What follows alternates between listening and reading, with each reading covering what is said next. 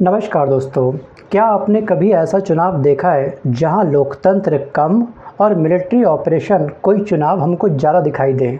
जी हाँ, जहां वोट देने से पहले डर, डाउट और सवाल खड़े हो जाएं। जी हाँ, जनता के मन के अंदर कि आखिरकार क्या होने वाला है भाई, आज इतनी फोर्स क्यों लगी हमारे राज्य के अंदर।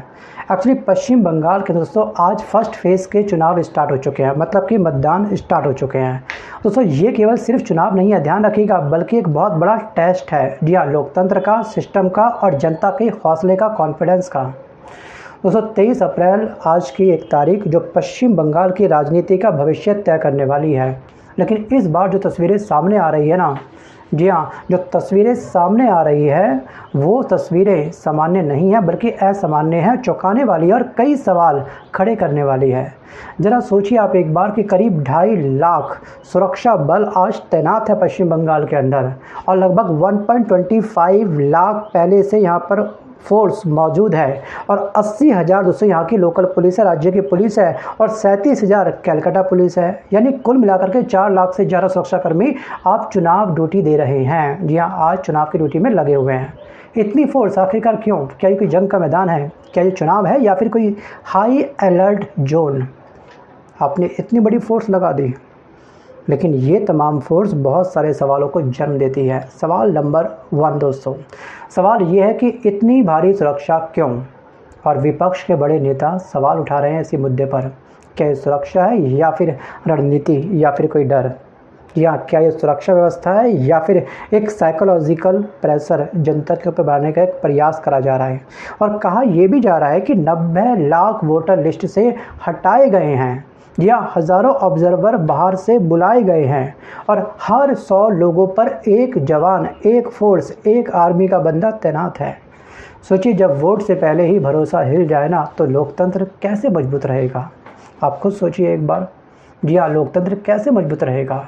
और अगर हम देखेंगे ग्राउंड रियलिटी को, तो एक आम वोटर की कहानी है, ध्यान से सुनिएगा।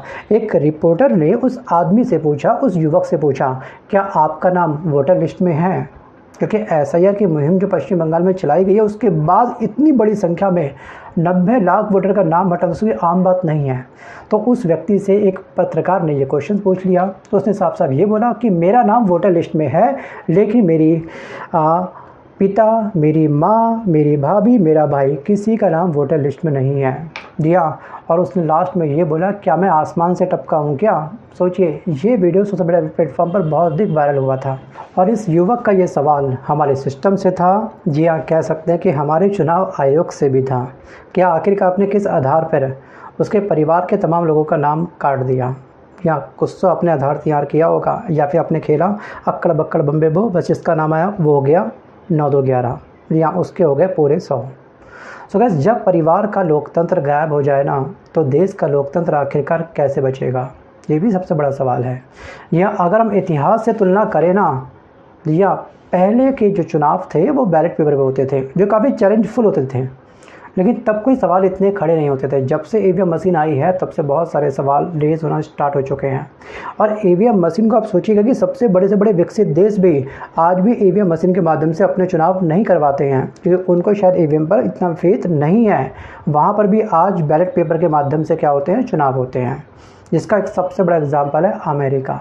ये अमेरिका शायद इतना तो कैपेबल होगा ना कि ईवीएम मशीन को खरीद सके, इतना तो पैसा उसके पास होगा। गरीब देशों कम से कम वो नहीं है ना। सोचिए, वो तक नहीं करता चुनाव ईवीएम से, लेकिन हम करते हैं चुनाव ईवीएम के अंदर से। अच्छा हुआ दोस्तों कि अभी ईवीएम मशीन संसद के अंदर नहीं लगी है। जी हाँ, तो शायद संसद के अंदर भी जो बहुमत होगा ना, उसके साथ भी छेड़खानी हो सकती होगी। बाकी इस पर आपका क्या विचार है? जी हाँ, क्या ईवीएम में छेड़खानी होती है, या फिर वोट बिक जाते हैं, या फिर सब विधि का विधान है, या फिर मैनू की जोरा होन दो, मैं तो वोट देता ही नहीं। कुछ लोग ऐसे भी होते होंगे जो वोट देते नहीं होंगे अपना बिल्कुल भी। सो गाइस, मैं आपको अपने अनुभव से बताता हूं दोस्तों कि मैंने देश के कई चुनावों की जो ग्राउंड रिपोर्ट है उसके वीडियो वॉच किए हैं। जो अच्छी पत्रकारिता करते हैं, जो सच्ची पत्रकारिता करते हैं, जो इंडिविजुअल तरीके से पत्रकारिता करते हैं, वो किसी के नक्शे कदम पे नहीं चलते हैं, वो किसी के गुलाम नहीं है, उनके खुद के चैनल हैं। जैसे हमारे अजय अंजुम जी हैं, बहुत प्यारी पत्रकारिता करते हैं। जैसे दोस्तों शरद शर्मा हैं, ग्राउंड रिपोर्ट पत्रकारिता काफ़ी अच्छी करते हैं। और रेड माइक हो गए, पत्रकारिता काफ़ी अच्छी करते हैं। ऐसे बहुत सारी लंबी चौड़ी फेरिस्त हैं। जी हाँ, रवीश कुमार हो गए, कुमकुम बिनवाल हो गए, ठीक है, साक्षी जोशी हो गए, बहुत सारे पत्रकार हैं जो तरीके से अपनी ग्राउंड रिपोर्ट तैयार करते हैं।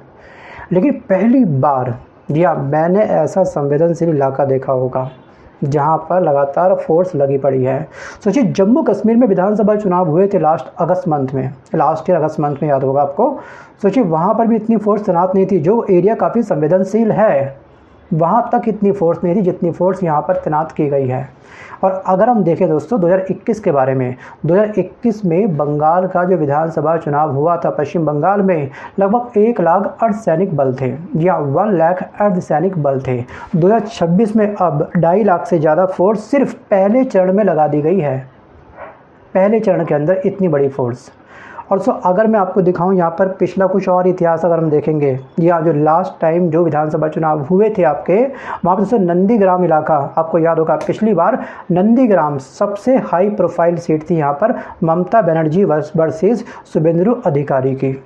यहाँ हर 200 से 500 मीटर पर एक पुलिस तैनात थी। होटल तक सिक्योरिटी गार्ड से बिल्कुल बुरी तरीके से भर चुके थे। आम आदमी की जगह नहीं मिल पा रही थी, जी हाँ, उनकी बुकिंग नहीं हो पा रही थी। होटल पहले से क्या थे, ऑक्यूपाई थे। सोचिए, पत्रकारों तक कभी नाइट में होटल में स्टे करने की जगह नहीं मिली थी क्योंकि सारे होटल फुल थे। और जिस दिन वोटिंग हुई, जिस दिन रिजल्ट आया, उसके बाद ममता बनर्जी अपनी सीट बुरी तरीके से हार गई थी। लेकिन पूरा वेस्ट बंगाल, या पूरे वेस्ट बंगाल की अदर सीटों ने उनको भर भर के प्यार दिया। या फाइनली वो क्या हुई, वहाँ की दोबारा से मुख्यमंत्री बन गई। तो बंगाल की राजनीति में हार और जीत दोनों की परिभाषा बिल्कुल अलग अलग है। तो अब चुनाव का मुद्दा क्या है इस बार चुनाव के मुद्दों ने ना कहीं विपक्ष को पहले से ही चुनाव हरवा दिया है। बाकी दोस्तों हम कभी भी श्योर नहीं कह सकते कौन सी पार्टी जीतेगी, या लास्ट में कौन सा खेला हो जाएगा, कुछ नहीं पता। सोचिए, इस बार जो चुनाव की जो कैंपेनिंग हुई थी, चुनाव का जो प्रचार हुआ था, विकास पर बहस होनी चाहिए थी, वो नहीं हुई। रोजगार पर चर्चा होनी चाहिए थी, नहीं हुई। लेकिन क्या हो रहा था, मछली और मांस खाने का कॉम्पिटिशन्स। 1 किलो ज़्यादा मांस कौन खाएगा, मछली कौन खाएगा। या जब मुद्दे खत्म हो जाते हैं तो बहस पेट तक आ जाती है। और इस बार राजनीतिक बयानबाजी थोड़ी अलग थी, अलग ही लेवल की थी। जैसे कोई नेता ये कह रहा था कि यूपी में नमाज नहीं होती है, कोई नेता ये कह रहा था कि मछली खाने का मुकाबला करते हैं, जी हाँ, कोई कह रहा था कि टैंक उतार दिए गए चुनाव के अंदर। अगर जब चुनाव मुद्दे से हट करके मजाक बन जाए ना, तो जनता को समझना चाहिए कि खेल कहीं और हो रहा है और किसी और तरीके से हो रहा है। और हमारे समृद्धकाल देश के अंदर ना बस कुछ नहीं होगा तो धर्म का जहर लोगों के कानों के अंदर घोलना स्टार्ट कर दो। जी हाँ, शरीर पर पड़ने वाले, चढ़ने वाले, डसने वाले जहर का इलाज हो सकता है, लेकिन कान में पड़ने वाले जहर का इलाज कैसे होगा भाई। आसानी से उस जहर का इलाज नहीं हो पाता है।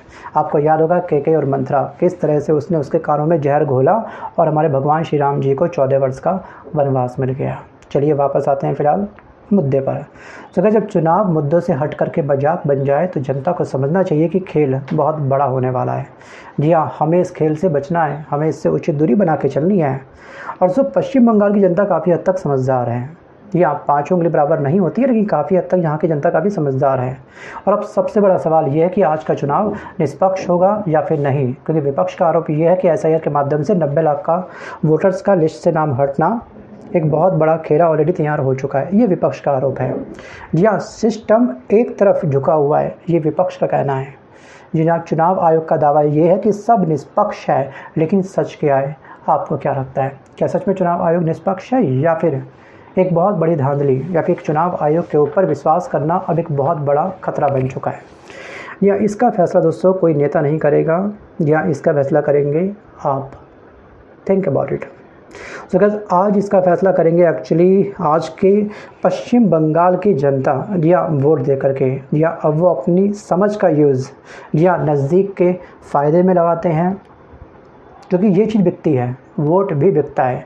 या फिर दूर का नुकसान को मद्देनजर रखते हुए वो अपने उस नेता को वोट देंगे जो उनके मुद्दों को लेकर के बातें कर रहा है, या फिर जो काम कर रहा है। अच्छा, एक चीज़ बताइएगा कि हर पार्टी अपना अपना मैनिफेस्टो लॉन्च करती है, ठीक है, चुनाव प्रचार से के समय कि मैंने ये सब वादे करे हैं।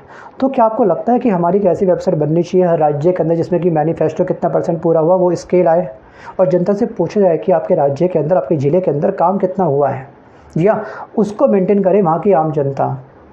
देखिए, मैनिफेस्टो में दिखाते हैं कि बस विकास शुरू होगा तो यही होगा, या यही राज्य बनेगा स्वर्ग, लेकिन 5 साल तक क्या होता है, विकास की तस्वीर हमें बहुत ही कम दिखाई देती है।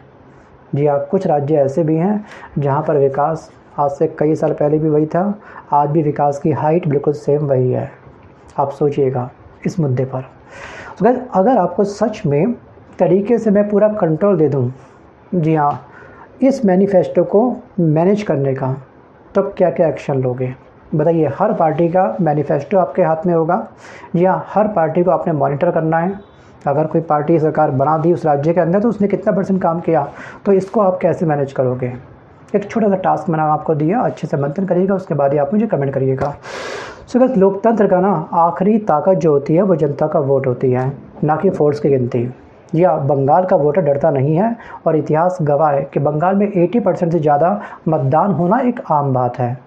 लेकिन इस माहौल को देख करके शायद लोग थोड़े से डरे पक्का होंगे, शायद इस बार की वोटिंग परसेंटेज शायद कम हो सकती है।